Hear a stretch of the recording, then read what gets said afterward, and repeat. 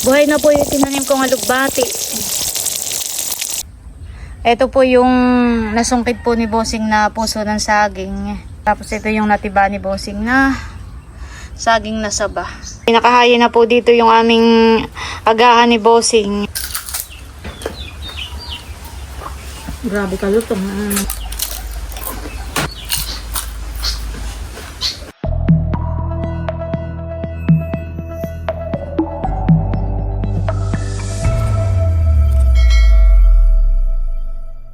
Hello po, good morning sa inyong lahat. Si Bossing po ay mag-grass cutter ngayon dito po sa bakuran po ni Nateo. At si Bossing po ay magsasalin lang po ng gasolina dun sa kanyang grass cutter para makapag-grass cutter na po. At talaga naman pong anda mo dito ay makapal na. Pakita ko muna po sa inyo. Malago na. Gawa po nitong mga nakaraang araw ay umuulan. Kaya itong mga damoy lumago. Lalo na po doon mabilis lumago. Bossing, ito ba yung paragis na sinasabi? Ito yung gamot.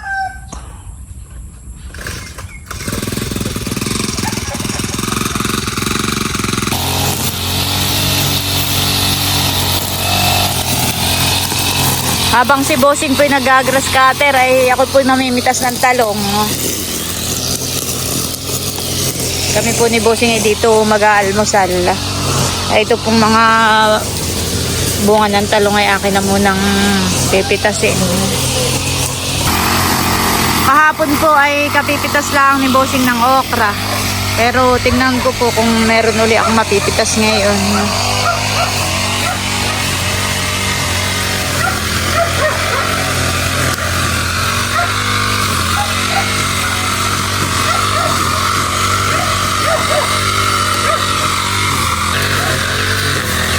Tatlong piraso po itong nakuha kong okra.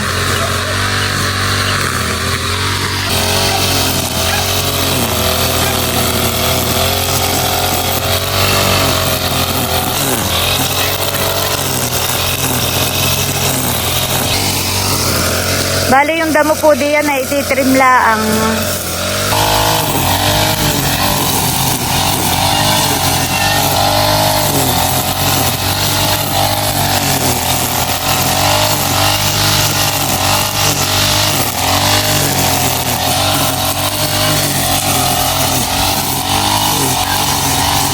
Ako po ay mangunguha na rin itong talbos. Ako po ay magluluto rin ng talbos ng kamote.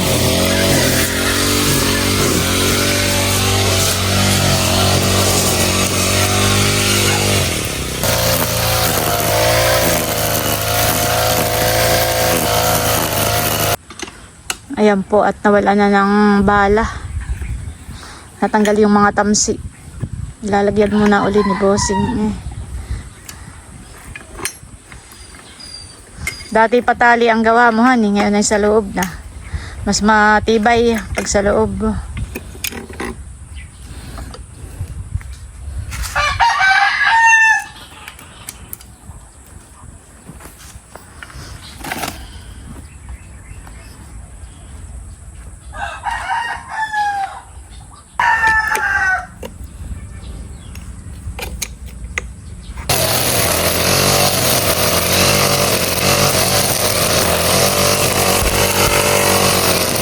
Nung nagluto po ng tinola si Nini ay dito po kumuha si Bossing ng papaya. Yan. Dito po yung maraming native na papayang tumutubo. Ha?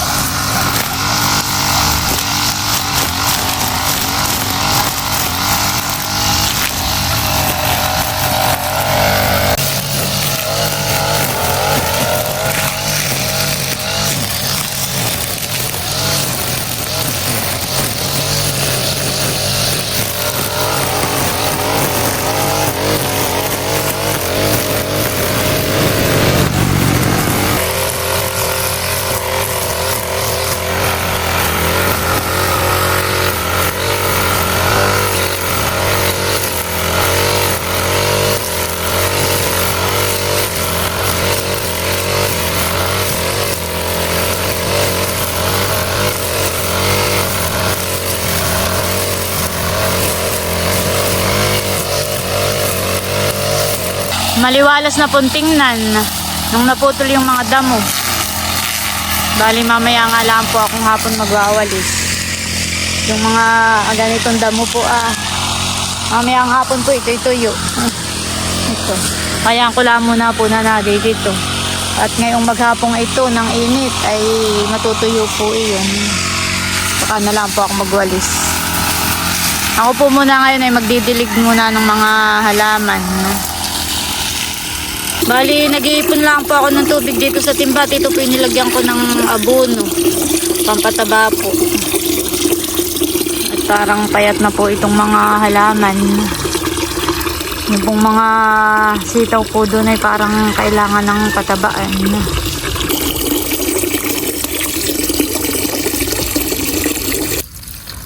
Yan po, ito kayo nagdidilig na. Payat po ang lupa dito sa gilid. Kaya itong mga halaman po ay parang hirap din pong lumaki. Pero nabulaklak na po. Kaya lang ay parang mahayop.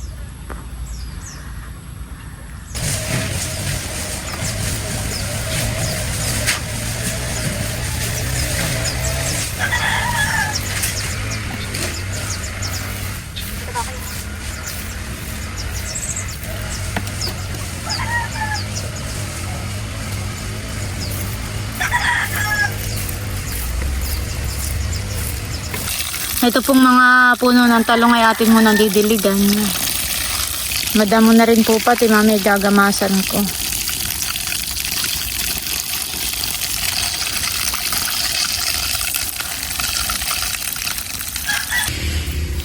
Ito pong puno ng talong ay akin pong gagahukin.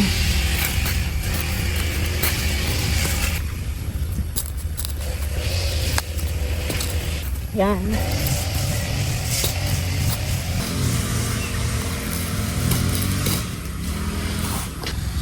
May mga bulaklak pa naman po. Ayan po, yung pong nagahukan ko na ay akin pong lalagyan ng pataba. Dito po sa gilid. Kaunti lang po. Dito sa may gilid ng puno.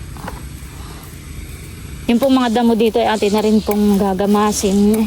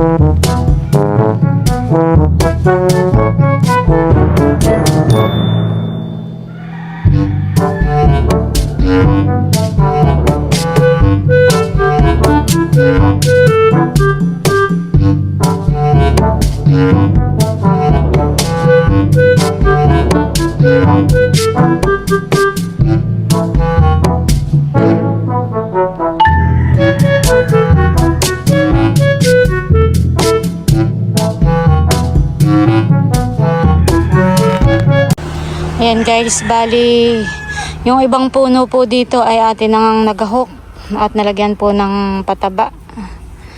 Ayan.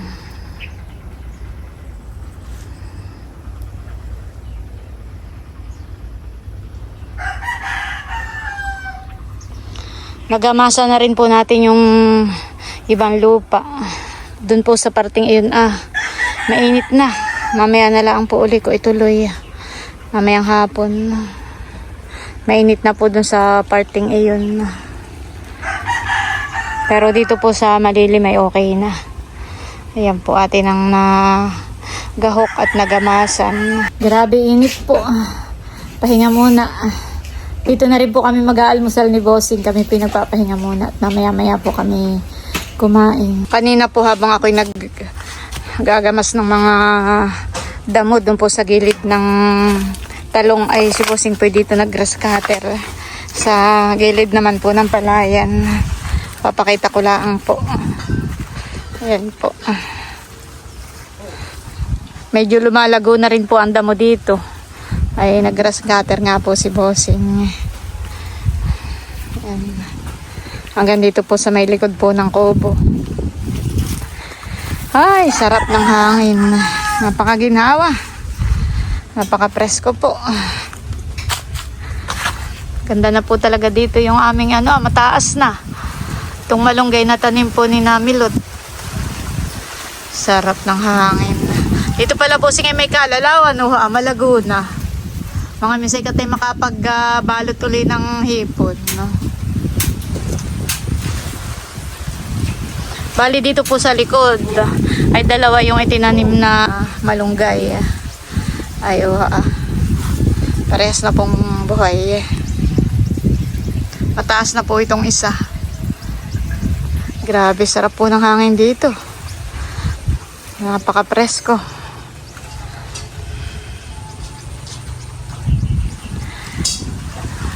Tanaw po dito yung bahay po namin. Ayun po. Kahit kainitan at katanghalian aantukin ka sa simoy ng hangin. Titiba po si Bossing ng saging. Parang kinakain na ng ibon. Unang daga.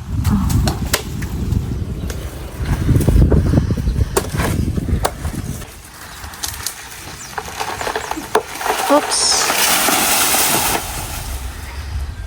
Dati noon, kami din lang kumakain sa sahan ng saging. Pag may handaan, birthday yan, sa sahan ng saging. Hinog na. Hinog na. Ay, sayang. Kinain na ng ibon. Susungkitin na rin po ni Bossing itong puso po ng saging. Pagsak. Meron pa po pala dito Marami pong bunga itong mga saging. Meron pa po.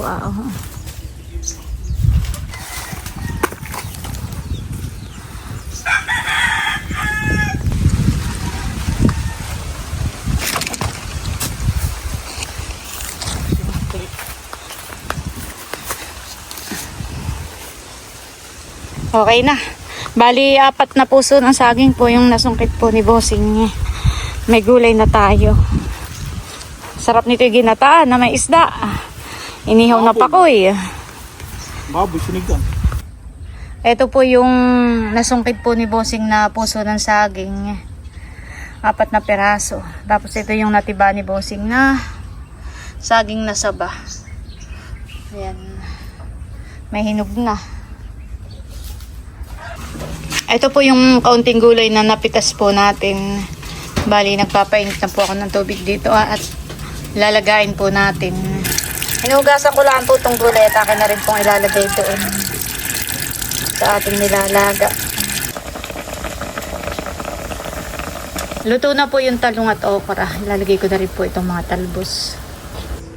Ayan guys, bali nakahayin na po dito yung aming agahan ni Bossing. Meron din po kami ditong sausawan na suka. Ayan, meron po tayong nilagang talong, okra, talbos ng kamote, may itlog. Ayan, at nagprito po ako ng mga tuyo. At saka po pusit. Kami po ni Bossing ay kakain na. Pray muna kita Bossing sa ngalan ng anak sa Espiritu Santo. Panginoon, maraming salamat po sa araw na ito na ipinagkaloob po ninyo sa amin. Salamat po sa mga pagkain na nasa harapan po namin ngayon na pagsasaluhan po namin ni Bossing. Mga pagkain magsisilbing kalakasan po ng aming katawan. Ikaw na po ang bahalang gumabay sa aming buong pamilya, lalo na po sa aming mga anak na nasa malayong lugar po ngayon. Ito po ang samo at dalangin namin sa pangalan ni Jesus. Amen. Sa ngalan. Kain na po tayo. Ano ito? Anli o hindi? Si Bossing po yung nagre-reklamo. Tuyo daw ang paulam po sa kanya. Tuyo. Ayaw may karne. May 2 tipak na karne tsaka may isdang 1 piraso. Sarap nga ng tuyo. Isang buong manok. Pahan ko tayo.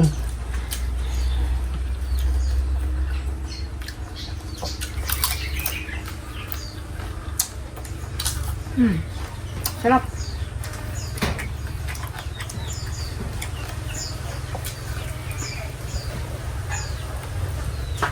Parang masarap pa yung sausawan ni Toyo.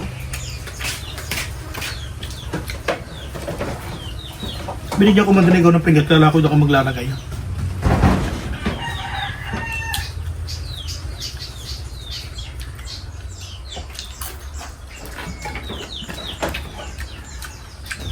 Oo, puti.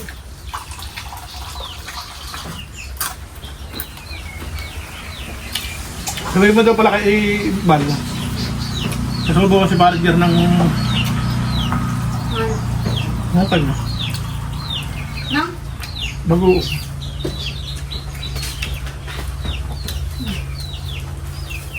Lagyan natin yung kaunting suka. Mainit po pala sa bahay. Pag wala yung mga bata, lalo pag wala si Teo, makakainit.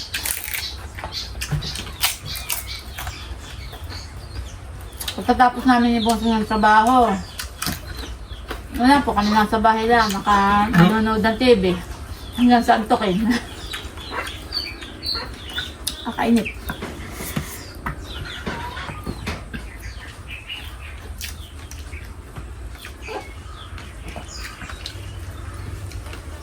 Alam ko kumang tubig niya.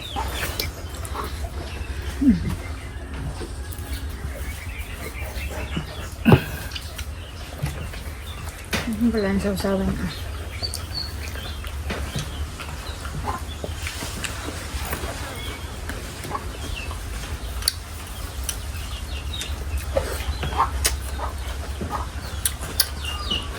Pero basog niya. Grabe ka lutong.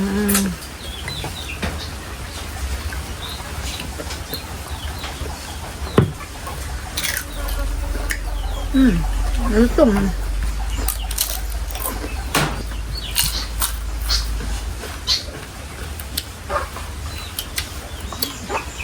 Mamaya nga po na lang po kami magwawalis dito.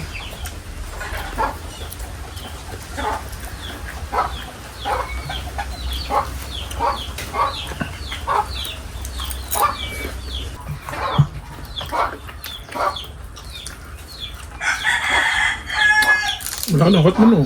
Ha? Wala ka na, cut mo kung tanim. Mabilis lumakihan eh. Ha, tayo yung niyog dito ah. Tabing ito ah. Saka isa dun sa may unahan. O tsaka doon sa kanto, yung sa mga kanto. Sino may mabababa? Oo, hindi man yung lalaki. Magtatanim po kami ng niyog na yung mababala ang... Abot laan ito yung buong. Kasi hindi mababagsak ka na yun. Ayaw mo na.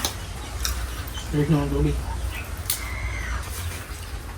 Hindi pa po namin naubos yung bossing niya. Ayan, bali, tapos na po kami ni Bossing kumain. At habang si Bossing po na dun sa duyan, nagpapahinga muna. Didiligan ko muna po tong mga sili. Sobrang init ay natutuyo. Nalalanta ang mga dahon.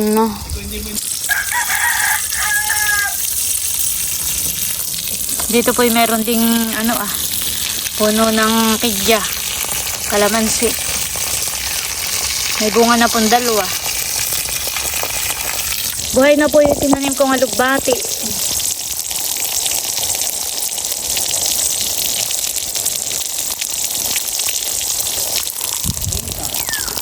Buhay na. Pati yung isa, buhay na rin. Yung pong saging ay pinipiling na ni Bossing. Para yung pinakang tangkay ay hindi na po namin madala sa bahay. Masarap binagkat. Ayan po, at bali hanggang dito na lamang muna po ulit itong aming vlog. At muli, maraming salamat po ulit sa inyong lahat sa walang sawang pagsuporta at panonood. Mag-ingat po tayo palagi at God bless po sa inyong lahat.